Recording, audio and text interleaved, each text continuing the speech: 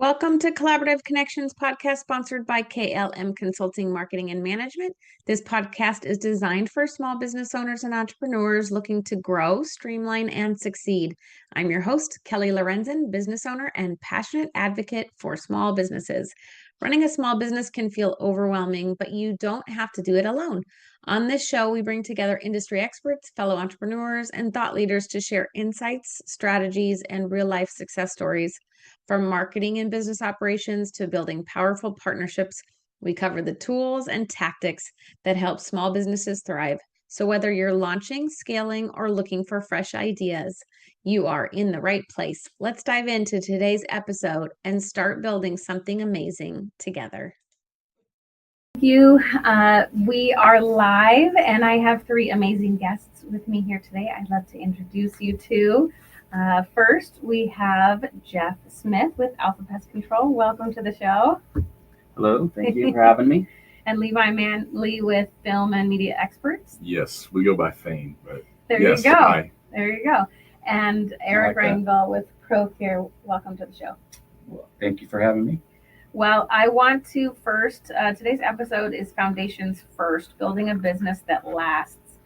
You guys have been in business quite some time, and so I'd love to share, if you would, a little bit about your background, a little bit about your business, and then we'll get into some insights and success stories in a few minutes. But Jeff, will you tell the audience a little bit about you? Sure. My name is Jeff Smith, owner of Alpha Pest Control.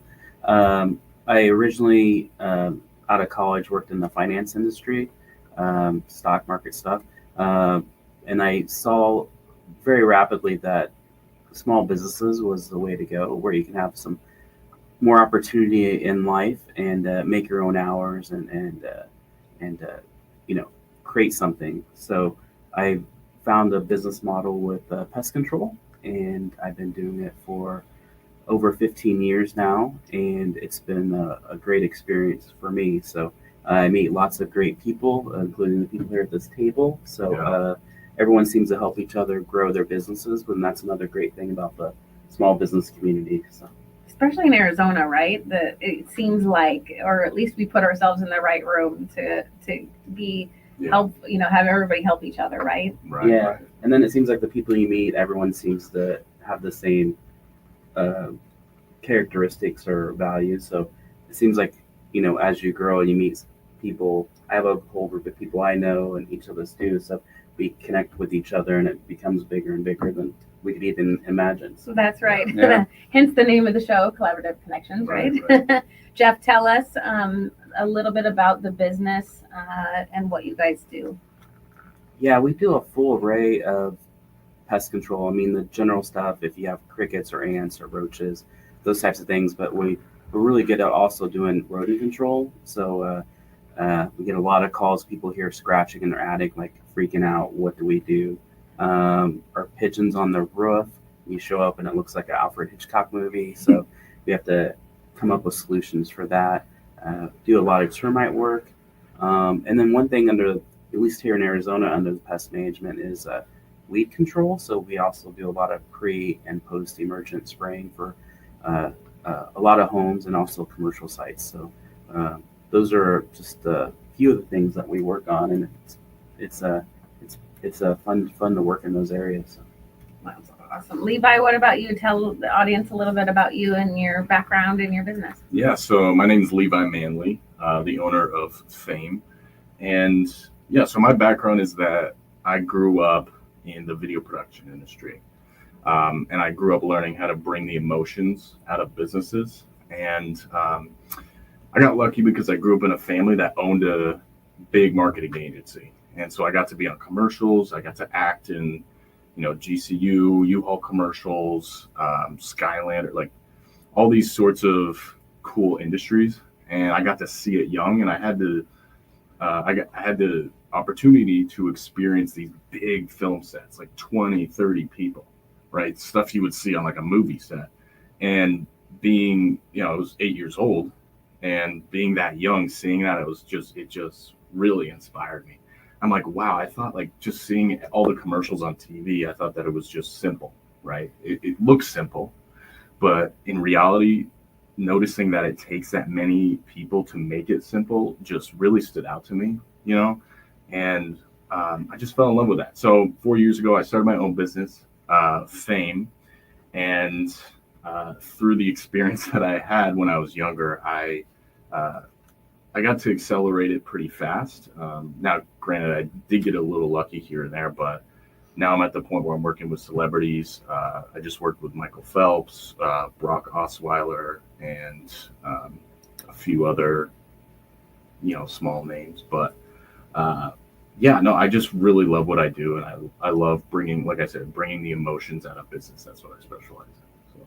And video production. So tell the audience what Fame does specifically. Yeah, so we do videos for businesses. And so what we do is we focus on getting the conversion rate on your advertisements as high as possible through our content. And you're really good at it. Thank you. And Eric Rangel, last but not least, welcome to the show. Tell us a little bit about you and your background and your business. Sure. So my name is Eric Rangel. I'm the owner of Procare Landscape Management. We've been doing business in Arizona for around 20 years, give or take. I think a little bit over 20 years now. A little bit of quick background history, I guess. Out of college, I actually went into real estate, and I spent a decent amount of years in commercial real estate. And the commercial real estate, I was doing a lot of property management and leasing. And in the management end, I'm overseeing properties, and I'm paying vendors for their services, making sure they're doing what they need to do. Property is looking at its best, curb appeal, everything. And after being in there in a while, and after my wife and I purchasing our first home, as I was telling Jeff this earlier, when we bought the home, the backyard was all dirt. There was no landscaping at all, and it's a very big size lot. And so in my own time after work on the weekends, how I could afford it and the time I had, I started landscaping the backyard. And I learned a lot in this process, doing this work myself with some help of some friends along the way. And so that's kind of where the interest came from for the industry I'm in now. And being into commercial real estate, I had properties that were being taken care of by multiple different landscape companies at the time. And I had a few properties that they just weren't doing a good job on. And, I said to myself, well, you know what? I can do a better job than this, even while I'm doing the job I'm doing in the real estate side. So hired a few guys and took over 3 properties to start. And it just rolled fast. And this was during like the 08 time, 06, 08 period when the recession was happening in the real estate side. And I knew that it was going to hit commercial because it had already hit the residential end. And so I was able to make a jump within 6 months of starting this little side thing. And I made that jump. I never looked back. So 20 or so years later, what we do now is we have a maintenance division, and our maintenance division takes care of primarily commercial properties. We don't do residential maintenance. So we'll take care of shopping centers, medical complexes, retail, all of that stuff. And then we have a lot of properties that are retirement resort communities that have amenities. Those are considered commercial as well. They're very big premise. And then we have a design and construction division, which is that's my passion, and that's the passion that I guess developed while I was doing my backyard. And so design is what I love. I enjoy it. I get to walk up to a job, somebody's yard, and it's a clean template, right? And so I design. The way my brain works, as soon as I walk into your backyard, even if I come over to your guys' place and you're hosting football for a barbecue, my brain starts designing like, ooh, what I could do with this size yard, and Isn't that weird? And the layout of it. Though, like how when you start a business, like everything you think about revolves around that, especially when you're really passionate about it. That's true. That's true. And that's why I was listening to you when you were talking about how your passion, the love for you do it. It's very important, I think, for anybody who's looking to start their own business and be successful at it. Is you have to love what you do. Yeah. We can't get through the ups and downs and the crazy roller coaster rides There's no way. if we didn't. Yeah. Can't. You'd give up immediately if you didn't really love what you did. So there's absolutely no way. Yeah. Well, I think there's plenty of people out there who are running successful businesses who may not be as passionate with the love, but if they are successful and lucrative in what they're doing, that can kind of compensate for not having as much love or passion for it. You just got to figure out, how to make it operate with the least amount of headaches, I think. Well, and like you said, you don't have to love your whole business. Like, you don't have to be in love with commercial maintenance. Right. You love the design. This just makes all the money, so you can do the fun, the stuff you want to do. Yep. Obviously, that makes money too, but Yeah. you know what I'm saying? It drives the other. We have to. I'm consistently telling clients, you please go back to doing what you love, right? And then outsource everything else. Mhm. Keep figuring out the what your why is, and go back to that, and then that we can build from there.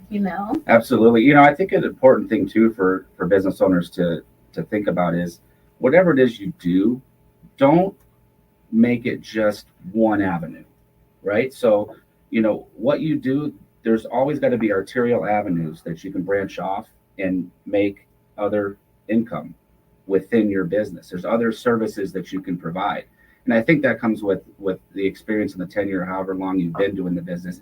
You start to realize that and learn, okay, you know what? I think I could also provide this service as well, which would also generate revenue. Yeah, the diversification is great. I mean, I know in my industry, most people just do general pest control and they don't do termites or weeds or rodent or bird work and all these other things. So it's very, it stabilizes everything when you have different modes of services. It keeps it interesting too, though, right? Yeah, I mean, for sure. you don't get bored, right? And it all goes in phases. Like, birds are usually a certain time of year, or rodents or termites. I mean, they can be year round, but they pick up during certain times. So. And I think those of us who have been entrepreneurs for a long time know how to pivot and make those adjustments really easily, right? You're like, for sure, changing it up again. So for the newbies, it's okay to pivot, right? We all had to in 2020, or a lot of us did, right? So just adjusting and being comfortable with the uncomfortable. Yeah. So insights and trends, I'd like to share with the audience, if you would, some operational best practices for, Levi, maybe you, for some marketing strategies. How is technology changing the way you operate? So Jeff, I'll start with you. You can pick which one. Give us some insights into the latest trends for business owners of what's helping you grow.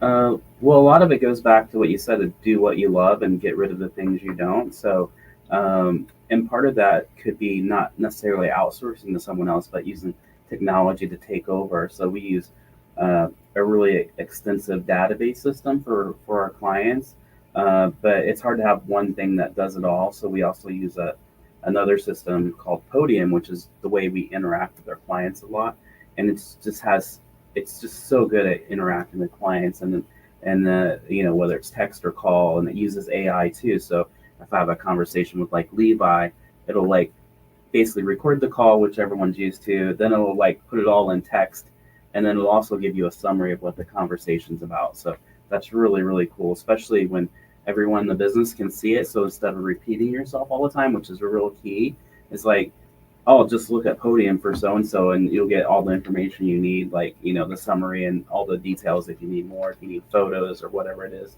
So everyone across the company has access to it. So that's like probably one of the best things I can say is get the right resources and technology to help you grow. Absolutely. The more we can streamline and automate, the more time off you get, right, Jeff? Yeah. Well, I do most of the stuff. I can't imagine how many hours it's saved by having the right systems in place to do things efficiently and effectively. So. Yeah. Which, I mean, ultimately is organization. Organization is huge for success, and just simple-minded and, not being stressed out. So a lot of, what you're saying, I mean, I think comes down to organization. Yep. And finding the tools, right? What about you, marketing? I'll talk about the social media side because that's what I know. But first off, the trends that we're seeing, like the question you asked on social media specifically, is that we're seeing that the business owners are getting more engagement than the businesses now on social media. The reason for that is that, personal brand really matters. You know what I mean? So that's what the statistics are showing, especially on LinkedIn. And then for the engagement in general, well, first off, it depends whether you're going for revenue or virality, but hook, obviously we know that that's still the most important thing in the first 3 seconds. And then, mentioning a big brand, right? So there's a lot of videos on social media. Not everyone's going to trust you, but what do they trust is like a big brand. So mentioning like, in your next reel, mention a big brand and then a story that aligns with that big brand, like Harvard, or it could even be a person, Elon Musk, whatever. And then the last thing is just all that matters on social media is value. Is this video going to give value to whoever's watching this? Is this video going to increase their revenue and increase their joy or happiness in their life, right? So those are the trends that I'm seeing. That goes along with all marketing, I would say, is what value add, right? Like, who cares if we're on a podcast?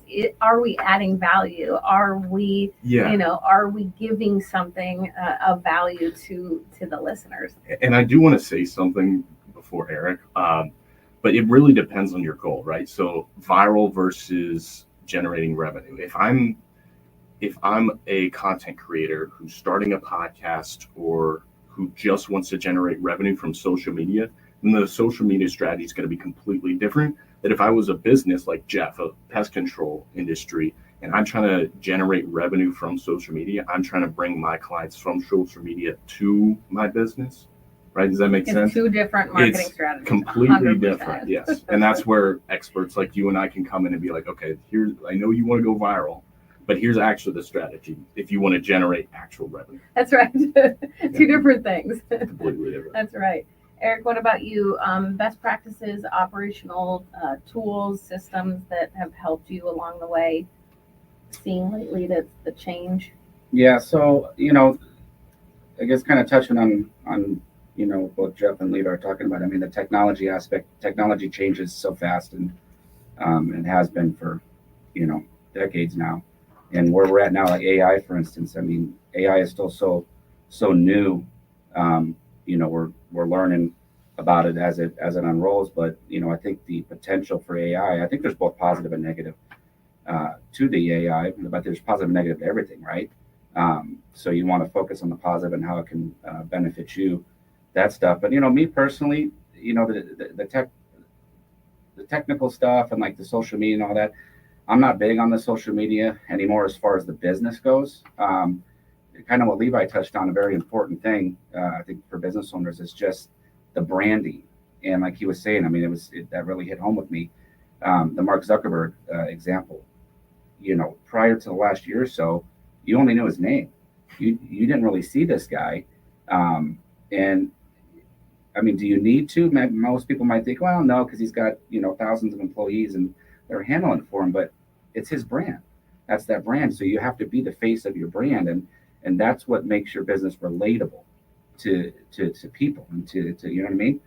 So for me, that's always been a big important thing, is just the branding, the reputation, and putting a face with the company. So a lot of people, makes them feel good if they know the owner of the company that they're doing business with. It's just kind of like when we were younger, we'd go out to a bar or a club. It's like, oh, I know the owner. Yeah. It made you feel good or something, right? That's right. And when you see that, like, even if you're looking at someone's social media before you have like a meeting with them, right? Yeah. You feel like you already know them even when you hop on that first call, because you've seen all their social media posts. Yeah. You know what I mean? Yeah. So absolutely. It is a special thing. Yeah. Especially for small business owners, you are your brand. That's it. And even if you're not online, even if you have a business like you do, Eric, that you are the face of your brand. You build those relationships. You've built such a name for yourself in the Valley, and you go into, like, we went into the rock place, right? For instance, right? And like, oh yeah, I know Procare, and right. And then they get a smile on their face when they say your name, right? Yeah. That branding alone, right? Doesn't have to be online. We're not talking about all marketing and branding has to be online.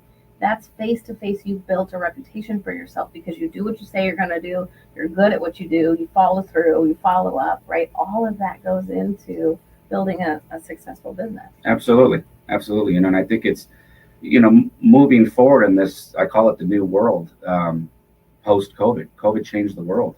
You kind of touched on 2020 and, what everybody went through and how you found a way to keep your head above water and survive. But I think social interaction is so important. What we're doing right now at this table, we're not looking at each other through a screen right now, right? And this is how things used to be. So something as simple as an 18-year-old being comfortable enough when they go to Jersey Mike's to order a sandwich to interact with that person as normal human beings and feel comfortable about it. And that's going to transpire when they, in the next 5 years after that, and they're in their business age and they're trying to figure out how to develop themselves and become a good business person. So yeah, that the communication, the branding, all that, I've always found it very important and key. Yeah, that's for sure. My generation is screwed. I'm telling you, it's, yeah. We have to go back to the drawing board with your generation. Oh, it's sad, Oh man. So business journey and key lessons. I want some takeaways, some influence that you've had over the years. If you can share, if you look back on the first year of your business, what is something advice you would give to yourself, Jeff? I would say, even though you're busy running your business, is make connections with other people as quickly as possible, because everyone you meet is invaluable in the information that you're going to get from them and that you can provide to them and build relationships. Because you can go it alone for 10 years and then figure out like you're in the same spot you pretty much started in, or you can build the relationships and that'll catapult your business. So I would say that would be one really good highlight of doing it. And plus it's kind of fun. Like I'm kind of an introverted person, but I love networking and meeting with people and just having conversations, like real conversations with people. And I found that most business owners, whatever you do is like, 10% of your business, but the other 90% we all have in common. So, so it gives us we can always talk about something. You could be a doctor and a neurosurgeon or something probably, and we still have a lot to talk about. Right. And that's the great part about it. So. It is. Well, and you're so good at it. And just the military side of things, right? Even having that connection with people, Yeah. You have so much to talk about. Even just finding other things that you are like-minded about. Oh yeah, it's great. You get the, whatever your passion is. I mean, you can go out and find people like that, but people will, like me personally, I was in the military, so I get along really well with people in the military because we understand things where someone Levi's generation, I have to learn how to communicate with them on text and stuff, which I love texting too, so it was great. So it's I meet all sorts of people that you asked me, even a few years ago, who I'd meet. I mean, I've expanded who I open up and talk to, and I have like such a wide breadth of connections throughout the military and just other business owners that are actually like, I don't know, the word that one of the people that we know, he always uses servant leader. So that's a good way, is like you're trying to be a servant leader in society and, carry it forward basically and do it the right way. So. That's right. You're speaking my language. The having that background, there's a major camaraderie that comes with that, which I think is something that's awesome to have. A lot of people may not even know what that is or what that feels like, and that can also, transpire into business. But just a camaraderie to have a common thing with people like that, of something of that volume. It's it could be as simple as someone who does played football throughout their childhood and through college and maybe a little bit professionally. Like you meet another guy that played football, like you instant connection with them, or. Yeah, it's funny you say that because that's the closest I've gotten to, like, I've always said that, like a military camaraderie. The closest I got was playing football throughout my life from a young kid into college. And there is a very much so a camaraderie in that locker room on that team, right? So, I'd have to think like military, same, if not even on another level. And, You have to find that. We're good at that in the military. You're good at that in motherhood and in parenthood, like finding your tribe or your village, as they say. Entrepreneurs are not good at that. They're not, naturally, they're not. They think they have to be on this island, or like you said, Oh if my you could God. go back and it's your first year and you say make the connections. Find your village, find your tribe, find the people that will support you and help you and guide you to, and look at how much your business has grown, right? With all the stuff we've been doing in Yeah. community and collaboration and all of that because of finding that community. We do not have to do this by ourselves. No. And most people are very giving. Like they'll just, it's not like you have to be afraid to meet people. Like you meet the first person or the next person. Like I go to meetings where there's 100 people, and my goal is just meet 2 or 3 new people each time I go. And even if I don't talk to them until the next time I see them, I'm like, oh, next time I see them, I feel more comfortable, and then we just build on relationships. Yeah. It's huge. It's Yeah. huge. Levi, what about you? A piece of advice you received, or if you could go back to yourself the first year in business, what would you say? I would say put myself in the uncomfortable situations a little bit more often. I actually used to be an extreme introvert. I always was. And now I've built myself up to the point where if I don't talk to someone, then I will go insane. Like I will feel depressed if I don't go out and talk to you. Because I didn't think that was possible. I thought I was always going to be an introvert. And that wasn't until I realized I got a business coach and he said, you need to put yourself in more uncomfortable situations. I get it. You don't want to talk to people. You feel like you could do it all on your own. I know you think you don't need a team. But the truth is that, like you guys said, you need a team. You need to talk to people. You need to build your tribe. And so my coach kind of forced me. He's like, you're going to this event. And you're not going anywhere else. I'm like, okay. And so slowly I went out of my shell, started going to events, and I tried to do something uncomfortable every single day. And that's what he said. He's like, try to do something uncomfortable every single day. And that's how you're going to grow, uncomfortable things, right? Doing those things. And so I just started going out more, connecting with people, because that was like the thing I was like introverted and insecure about. And then I just slowly built up, and now I'm to the point where I have to talk to people every day. I have a bunch of friends now, and I'm like, wow, I never thought this was like possible. But that's what I would tell myself is like put yourself in those uncomfortable situations more, because that's where the growth is. Huge, Not just huge talking, growth. but just anything in general in business. Huge growth. What about you, Eric? If you could go back to yourself 20 years ago, would you change? Would you say something to change the direction or give yourself some breath? Nothing to change the direction. I think it would just be what I tell myself is right off the bat at the beginning, know your worth and know your value. And what I mean by that is what you charge for your services, right? I think a common thing for new entrepreneurs that are starting off in a business is they don't know what they should charge, and they feel a little skittish on telling the client, hey, it's going to cost you this much. And a lot of the times that'll lead you to undercharging for the service and not maximizing your potential profits. So know your worth, know your value. I'll give you one of my favorite stories that I'll never forget. This will stick with me. It's a business. I mean, from where I'm at now to that moment, this is a long time ago. First palm tree removal that I ever did, and I'm small. It's me, and I got 2 guys that work for me at this time. And there's 2 palm trees that grew twin, and they're 70 feet tall each. And the property wanted them down. So at the time, I'm insured and bond all that, so I'm good on that end. But the experience and the know-how wasn't quite there yet, right? So I charged $200 per palm tree, so like $400, which is ridiculously, it's like that. I paid them to take these down. But the process, I got one guy pushing on the trunk of the tree in the direction that we want it to fall, which is in the street. And 2 of us are pushing, and then one of us is running the chainsaw at the bottom. We're going to cut this entire 70-foot thing down and let it timber fall down. You can do that in the forest, but you can't do that, okay, on properties. So we dropped these 2 trees that way, and I'll never forget this because the stress that was running through my body on doing this was incredible. But I learned a lot from that particular deal, and I always look back at it. It's a great fun story because now you realize a palm tree, they're not like regular trees with branches that you can climb them. You can climb them, but it's a straight climb.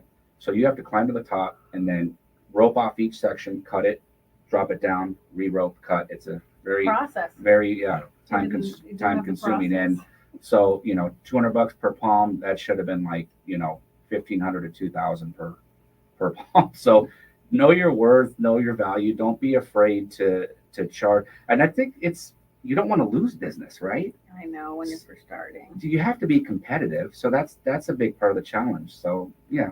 I love that. If you do you have anybody that sticks out, a most influential person in your journey, in your business journey, Jeff? Any famous or not, somebody in your network that's been influential in your business? There's a couple people, but I have to say one is you. No, I did not pay him to say that.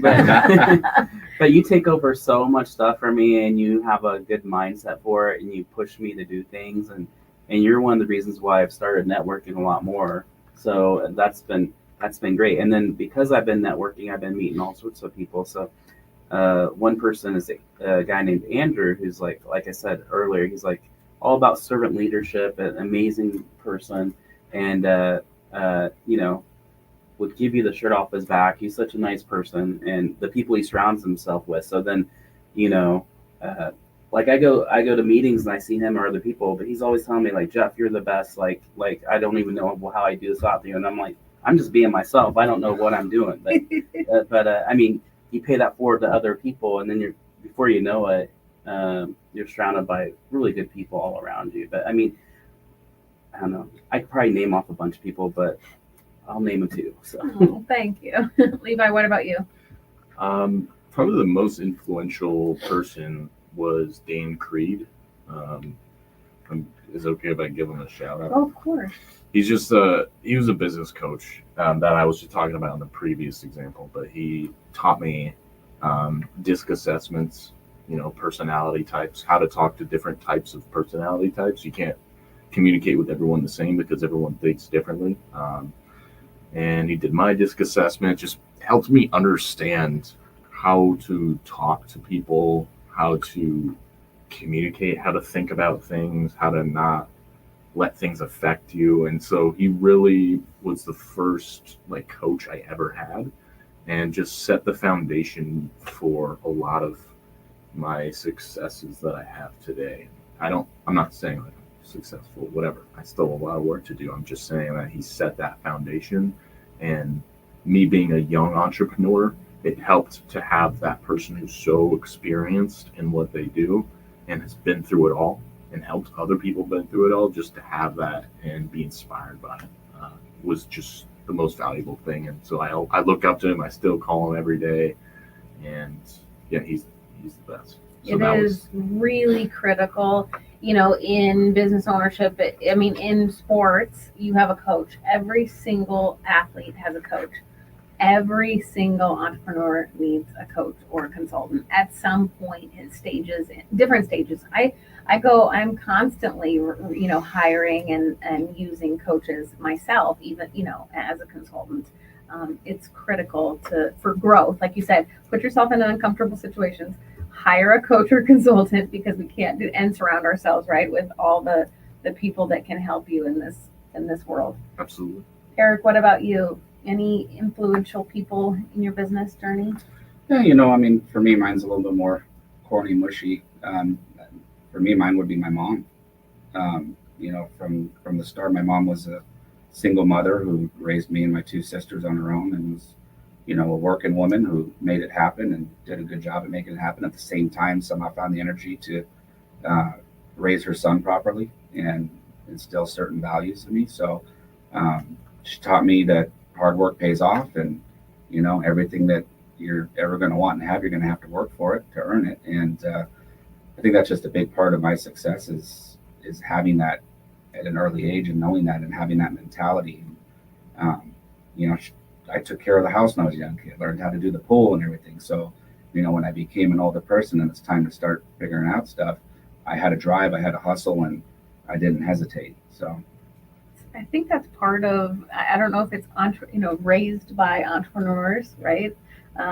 Or it's just personality type, but it's maybe a combination, but I feel like sure a combo. But I feel like we are better off, you know, as kids of entrepreneurs. And my grandma was even an entrepreneur, building that resilience and instilling that hard work ethic. Like it's all up to you, you know. You just got to kind of make it work. Or it's not only that, but it's also the freedom of it, right? So my dad, he started his business when he had a stable job at the news. I was like 6 maybe, and he started his business. Now he had 2 kids, so starting a business when you have kids is super risky, especially when you already have a stable job. You have an obligation to them. A lot of people will look at that like he's being a bad father. I would maybe not bad father, but you know what I'm saying. But that is really what inspired me when I was young, because I saw him take that leap, even though he had an obligation to his kids. Later on in life, I realized, like, wow, he was willing to put it all on the line to chase his dream. And now that inspired us. Me and my brother are both entrepreneurs now because of my dad starting his business when we were young, and us seeing that he was like way happier. He was way more fulfilled in life. And that's what we wanted. We wanted that freedom and fulfillment. You know what I mean? And yes, it's stressful. Yes, I've like cried and blood and sweat and tears and put it all on the line. And had all this crazy stuff happen to me that I probably, shouldn't be able to handle, but that's how it goes. But you wouldn't give up a moment of that for those experiences. No way. Yeah. I mean, I think a lot of people are afraid to fail, and like, well, if you don't do anything, then you're already failing yourself. Right. Just have experiences, and no one's perfect, but just fail quickly and learn and grow from it. It's definitely the daunting feeling of making that leap for a lot of people, I think, which I was fortunate I never had that, but I've always had the same when I talk to people who are trying to get started and, want to hear advice, or, they're years behind me and want to talk. I have the same, if you never jump, you'll never fly. Yeah. So if a bird never made that jump off of a branch, it's always going to be on that branch for its whole life. So that right there, if you're the type of individual that has that in you to jump, you're going to succeed. Yeah.